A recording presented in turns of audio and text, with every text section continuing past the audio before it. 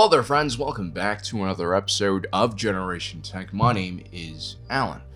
If all you knew about Star Wars was just the original trilogy, you might have this perception that the Sith dominating the galaxy is in the norm. After all, they've managed to build one of the largest military forces in galactic history. You have all those TIE fighters swarming out of those 1-mile-long Imperial-class Star Destroyers, endless amounts of stormtroopers deployed in garrisons across the galaxy. And did I mention the Death Star? I mean, they built something the size of a small moon. It's impressive, but if you get into the extended lore, and I'm not even talking about Legends and Expanded Universe, I'm talking about some of the new canon stuff, it's very clear what the Sith are and what they are not. These dark side Force users are far from being the dominant force in the larger galactic story. I mean, for the longest time, for most of history, they were the underdogs in a very big way. And so for those fans who've only seen the original trilogy, how do I explain this? It's like coming to Earth in 2016, not knowing anything about baseball, and then watching the Cubs dominate the regular season and go on to win the series. And then thinking, because of this, that the Cubs are like one of the most dominant franchises in MLB history,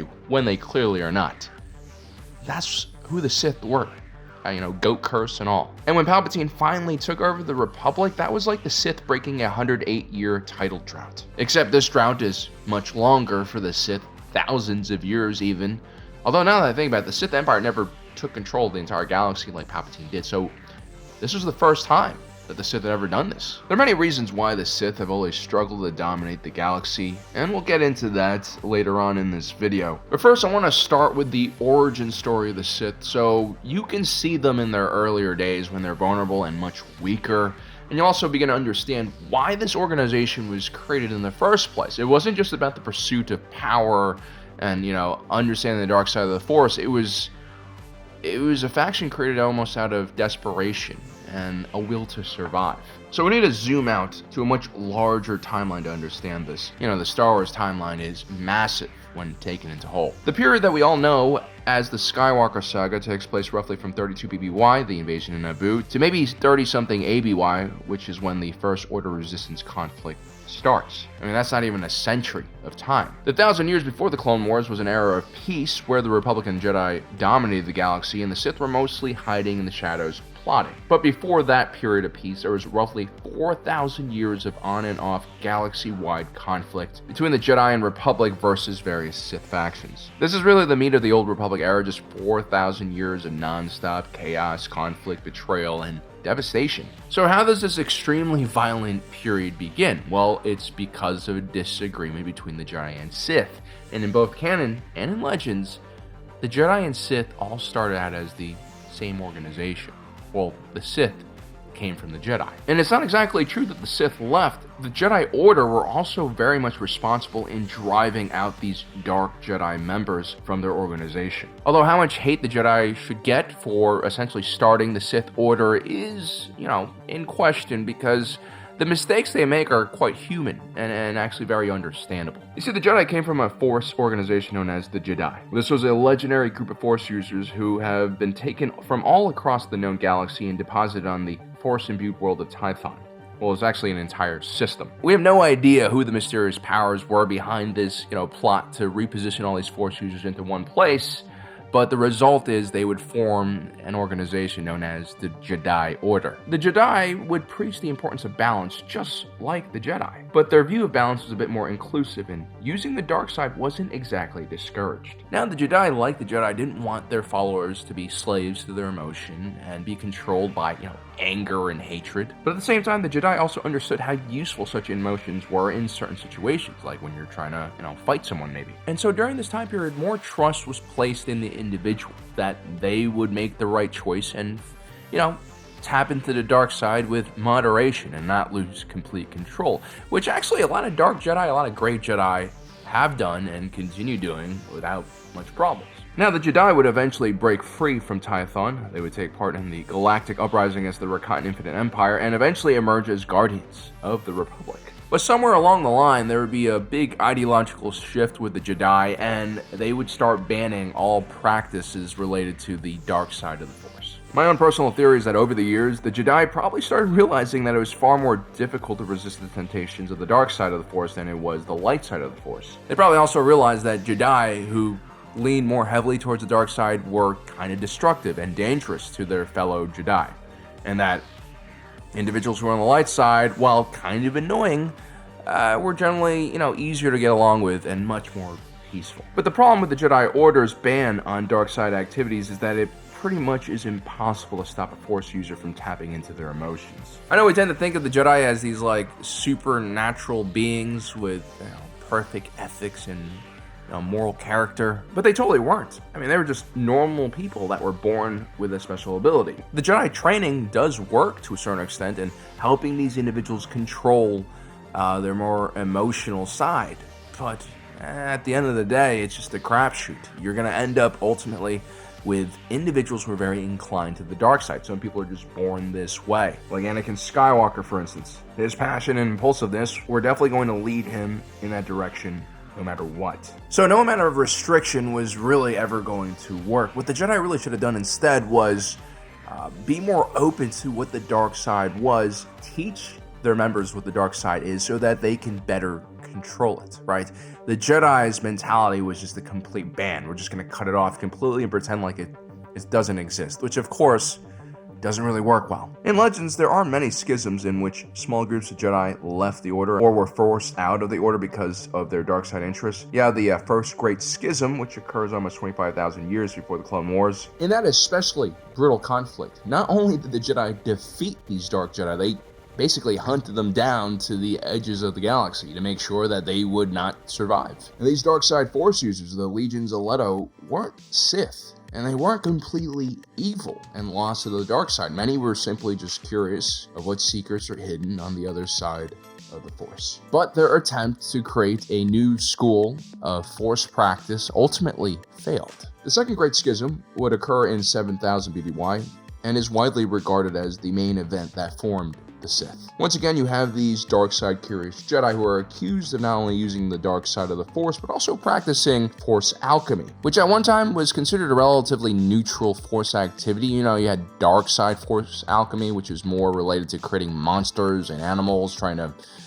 bend life itself. And then you had alchemy on the light side, which is more related to health, fitness, probiotics. But still, the Jedi banned all of this, and Force alchemy was more or less forgotten by the galaxy and all of the Force organizations. Although Darth Sidious, a collector of ancient Sith and Jedi manuscripts, did manage to revive some of those practices. And once again, these dark Jedi were not completely consumed by the dark side. They weren't completely evil yet. Now, some amongst their ranks did hunger for power, which is troubling, but again, you also had individuals who were just curious, who wanted to explore the Force and figure out all of its secrets.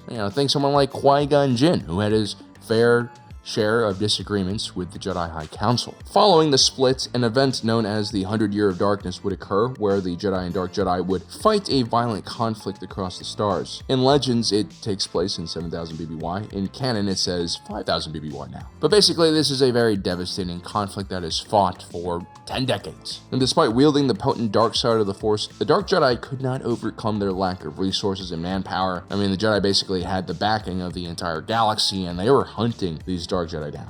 The tenacity of the Jedi's, inquisition of the Dark Jedi was so furious and devastating that it actually radicalized a lot of Dark Jedi as they watched their friends and comrades get caught. Some were killed on the battlefield, some were executed even. It was something that really pushed these, dark side Jedi into a completely different direction. A Dark Jedi is actually kind of different from a Sith, and that is because they have not fully embraced the dark side. They have not given up everything and become a slave to it. They still have some humanity left, some moral qualms about their behaviors. They can be reasoned with, and you'd expect that that's what the Jedi would have done, right? The Jedi always preach about compassion and morality, and they do a good job following their lofty principles until they run into the Sith. Whether it's chasing down the Legions of Leto, or carrying out a genocide of the Sith, or Mace Windu trying to execute Chancellor Palpatine, for some reason, whenever the Sith are involved, the Jedi just lose their mind. They see red and they just start murdering everyone. And this is how the Jedi created their own downfall, by pushing these Dark Jedi towards something much more extreme. The 100 Years of Darkness would end with the Dark Jedi being defeated and sent to the world of Korriban, where they would go into exile. But what the Jedi didn't realize was they plopped these Dark Jedi on a planet that was already inhabited by the primitive species known as the Sith. These are red-skinned humanoids who were all born with some level of dark side force proficiency, and these individuals started worshipping the Dark Jedi, who had all the experience and knowledge of the Jedi Order and had a much more complex connection to the Force. It was also during this time period that the Dark Jedi survivors would establish the Sith Order. The Dark Jedi realized that without an ideology, their movement will die with its members. They needed something stronger that could spread and outlast each individual member of the Sith Order. Eventually, the Sith would expand all across the planet and then expand to the neighboring planets and create an empire of their own. They soon became a major power in the area, and even as their power increased, the Sith's hatred of the Jedi and desire for revenge never waned. We have to remember the Sith did not view themselves as dangerous, bad people. They viewed themselves as individuals who were pursuing freedom and liberty. They wanted to have the choice to study whatever they wanted. And the Jedi were, the evil ones in their point of view. They're restrictive. They were trying to push their beliefs onto other people and prevent them from doing what they wanted to do. And so this battle between the Sith and the Jedi was personal, and the Sith saw themselves rightfully as victims. Now, the problem with the Sith ideology is that when you have a belief system that says you can do basically whatever you want, it ultimately creates an environment where things get chaotic. Let's say Sith A says, screw this, I want to do whatever I want, and I'm just going to go to Sith B's property and steal his slaves and, his wealth. Ultimately, Sith A and Sith B are going to end up fighting each other. It's going to create economic loss, social unrest, and if you scale that kind of interaction to a societal level, it just creates chaos. It's not good. Meanwhile, the Jedi are over there on Coruscant kind of just holding hands with each other, singing Kumbaya while adhering to their code. The Jedi might be weaker individually, but because they're selfless, because they're far more disciplined than the Sith, they're able to come together and present a much bigger threat than the dark side ever could. The Sith also became the de facto lords and princes of their new society. Most subjects of the Sith Empire, just like the Republic, were not force sensitive. But by placing force users at the top of their society, they created a tier class-based system that made upward mobility relatively hard for non-force users. Meanwhile, these Sith Lords would also gather wealth in great estates, seize territory for themselves, and have private armies and legions of slaves. Yeah, slavery was illegal in the wider Republic, but of course on Korriban anything goes. And so what you have here is an empire that at the local level has strong feudalistic qualities. You also have a caste system in your society along with an economy that is built on the back of slave labor. Now the Sith would still enter a golden age of sorts where they have a lot of prosperity and growth, probably because of their military expansion. But such systems, especially an economic system based on slavery, is never going to outpace a republic that nurtures a strong free market. We don't need to talk about how immoral slavery is. That's a given, I hope, for most people out there. But what slavery does is it seriously sets your economic growth back. It takes a good percentage of your manpower and removes them from the economy. They go from being voters and consumers to simple assets. Slave labor is also detrimental to the overall job market. They basically price everyone out, and it becomes much harder to live for ordinary people who are not slaves and also not slave owners. You're also going to see less industrial and technological advances. You're going to also have less movement and concentration of people in cities, because again, most of the population are slaves spread out in different states across the galaxy. And without those concentration of people, you can't create these mega cities that are financial hubs, industrial hubs, and so on. The Sith are basically the kind of people who believe in freedom, but only for themselves and, not for other people. As a matter of fact, their personal freedom usually encroaches on other people's freedom, which is why when someone tells you they love freedom, you should ask them, do you love freedom for yourself or for society as a whole? The Republic, as flawed as it was, created a society that placed far few hurdles in the way of the average person trying to reach their full potential, which led to much faster economic and population growth and just better outcomes for society as a whole. On top of that, the Republic had tens of thousands of years to expand, grow, and develop. It was a massive entity, unlike anything the galaxy had ever seen. It eclipsed in size and power even formidable empires like the Rakatans. Their territory only extended a little bit out of the core regions of what is Republic space. The Sith had maybe 1,000 years to prepare for their first major invasion of the Republic, which was the Great Hyperspace War, and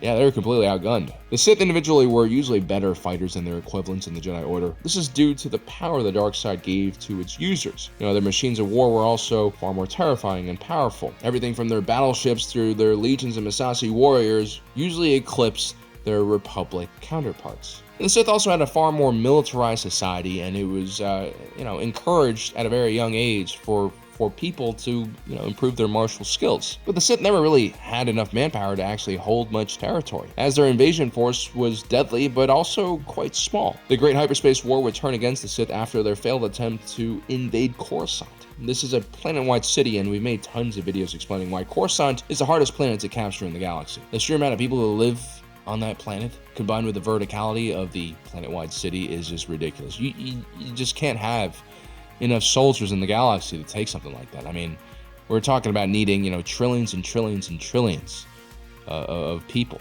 The Great Hyperspace War would end in a spectacular defeat of the Sith forces. The Jedi-led Republic military would then launch a counter-invasion into Sith space and raze Korriban to its ground, massacring large numbers of the indigenous people there. The Republic Navy would then branch out and eliminate any satellite colony or allied worlds in the region that they could find. I guess there are no cooler heads in the room that could, see a path forward where the Sith Empire and the Republic could coexist, and so yeah, Republican Jedi forces went around killing everyone, including babies, women, the elderly.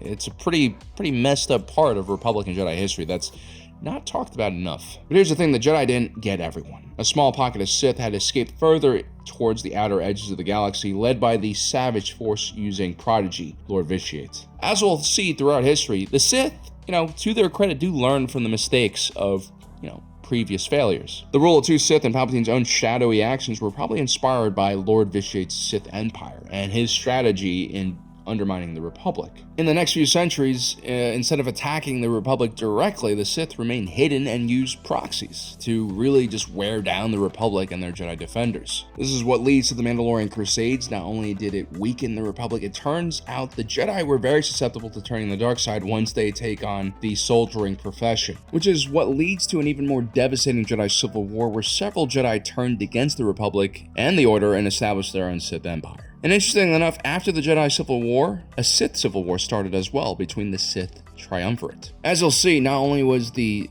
Sith societal and economic model inferior to the Republic, the Sith also had a tendency to fight amongst each other. The second larger shared enemies were destroyed, which means that even if the Sith were able to hold on to large swaths of territory, it's almost certain that infighting will erupt or the leader will be killed by an ambitious younger Sith, which causes more chaos. It's just the way of the Sith. I mean, they were free to do whatever they wanted, right? That includes acting selfishly and, endangering the larger Sith Order. Still, the strategy of using proxies and also just turning the Jedi mad worked quite well after several decades of continuous fighting. The Jedi had become a hollowed-out shell of their former selves. The Jedi witnessed so many of their brethren fall to the dark side that they started questioning the Jedi teachings. Even members of the Jedi High Council were unsure of what exactly the Jedi stood for. At the same time, with the fall of important Jedi like Revan, the rest of the galaxy was pretty pissed at the Jedi for starting all of these conflicts, which really were just centered around this feud that the Jedi had started with the Sith. The Jedi were almost wiped out during this period by what was known as the First Jedi Purge, which were, a series of targeted killings created by the Sith Empire. But because of the Sith Civil War, the Sith threat would collapse, and the Jedi Order would be given some space to basically recuperate and rebuild once again. Now, a few centuries later, the Great Galactic War happens, and in my opinion, it's probably one of the most epic battles, conflicts in all of Star Wars history. It makes the Skywalker saga seem like a minor footnote in some ways. The hidden Sith faction, the Vitiate, having waited in the shadows for so long, finally unleashes their full strength in a colossal surprise attack of the Republic. Vitiate is not only an extremely cunning individual who has great strategic knowledge, he's also one of the most powerful Force users in galactic history. I mean, he even outclasses Yoda, Palpatine, and, Coleman Trevor, in my opinion. And through a series of vicious attacks and feints, along with some really just underhanded diplomatic efforts, the Sith Empire were able to force the Republic and the Jedi into signing the Treaty of Coruscant. Several outlying systems formerly belonging to the Republic would be taken over by the Sith Empire, and the Republic would withdraw most of their forces from their frontline positions. Plus, Imperial protocol droids were allowed in the Republic Senate, where they could shadow around lawmakers and make sure that they were adhering to the treaty. This wasn't a complete win for the Sith Empire, though. Vitiate was just being practical. Both sides had exhausted their military assets and resources in this war, and the Treaty of Coruscant represented the best case scenario for the Sith. I mean, they were struggling too. The Empire greatly expanded their territory thanks to these actions, and that was realistically the most territory that Sith forces could actually control. And this was the height of Sith Imperial power before Palpatine. What ensued after the treaty was a Cold War, where the Jedi and Republic and the Sith would attack each other, but in smaller ways, usually using proxies. There would be many other conflicts between the Jedi and Sith until finally, during the new Sith Wars, at the 7th Battle of Ruusan, the Brotherhood of Darkness would be destroyed, leaving only Darth Bane alive. He would start the rule of 2 Sith, and after learning from all the mistakes of previous Sith factions, Darth Bane came to the conclusion that the only way to defeat the Republic was by taking it over internally.